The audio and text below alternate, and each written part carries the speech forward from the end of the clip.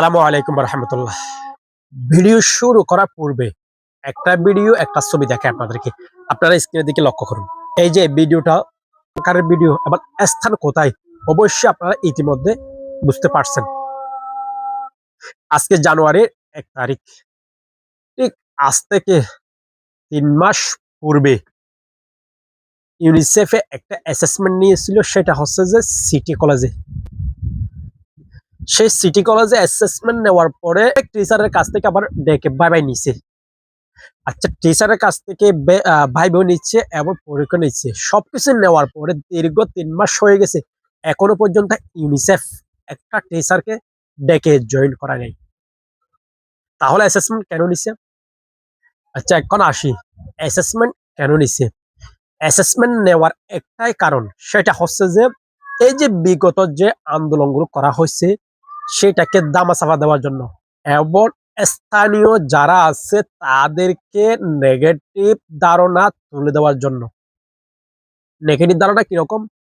এখানকার যারা স্থানীয় আছে তারা চাকরির জন্য পারদর্শী না, তার মানে তাদের কি নাই, যোগ্যতা নাই, এটা তুলে দেওয়ার জন্য ইউনিসেফে এই জিনিসটা রটাইছে। আবারও বলতেছি, উকিয়া টেকনাফের মানুষের যোগ্যতা নাই এটা প্রমাণ করার জন্য ইউনিসেফ অ্যাসেসমেন্ট নামে নাটকীয় করছিল এবং 3 মাস পার হওয়ার পরও একজন টিচারকে জয়েন করেনি।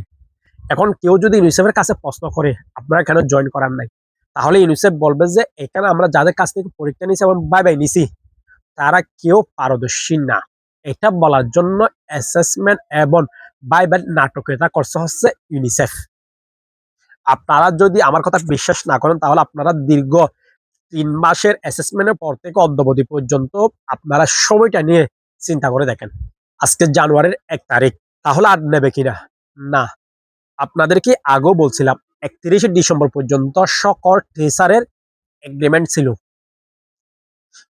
তাদের আইফির সাথে ইমপ্লয়মেন্ট পার্টনার যারা ছিল তাদের সাথে 31শে ডিসেম্বর পর্যন্ত এগ্রিমেন্ট ছিল, যে সমস্ত টিচার ছিল তাদের।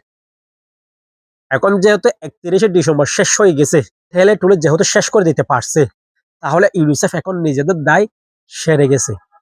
তারা এখন কোনো টিচার বলতে পারবে না কেন আমাদেরকে জয়েন করাচ্ছেন না, কেন আমাদেরকে নিচ্ছেন না। তারা বলবে, এখন যদি আপনারা প্রশ্ন করেন বলবে যে আপনাদের এগ্রিমেন্ট 31শে ডিসেম্বর পর্যন্ত ছিল, আপনাদের এগ্রিমেন্ট শেষ হয়ে গেছে, আপনাদের নলেজ নাই, তাই আপনাদেরকে নিচ্ছি না। তাহলে এখন বুঝেন ইউনিসেফের এই নাটকীয়তা এবং বাদ দেওয়ার ক্ষেত্রে কাদের বেশি অবদান ছিল। আমি নিজের ব্যক্তিগতভাবে বলি, আমার যখন সেখানে আমি অ্যাসেসমেন্ট দেওয়ার জন্য গিয়েছিলাম, এমসিকিউ যেগুলো করা হয়েছে 60টা এমসিকিউর মধ্যে আমার ম্যাক্সিমাম না হলে 50টার মতো এমসিকিউ হয়েছে, কিন্তু রাইটিংয়ে আমি লিখি নাই। কারণ আমি জানি আমি যদি সেখানে 100 নম্বরে যদি 120 নম্বরেও পাই আমাকে ডাকবে না। সেরকম একটা আমার নিজের কাছে কি ছিল, আত্মবিশ্বাস ছিল, আমি ভালো করলেও আমাকে নেবে না। তাই আমি সেখানে ইউনিসেফের বিরুদ্ধে যা যা লেখা প্রয়োজন আমি সেটা লিখছি।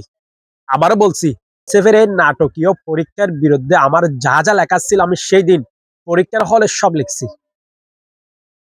কিন্তু যারা ভালো করছে তাদেরকে কেন ইউনিসেফ নিচ্ছে না? এই প্রশ্নটা যদি সবাই করে, ইউনিসেফ বলবে যে আপনাদের 31শে ডিসেম্বর পর্যন্ত যে এগ্রিমেন্ট ছিল সেটা শেষ হয়ে গেছে, তাই আপনাদেরকে নিতে পারতেছি না। এখন আপনারা চিন্তা করেন কারা আমাদের সাথে গেম খেলছে। এখন চিন্তা করলে আপনারা সবকিছু পরিষ্কারভাবে বুঝতে পারবেন।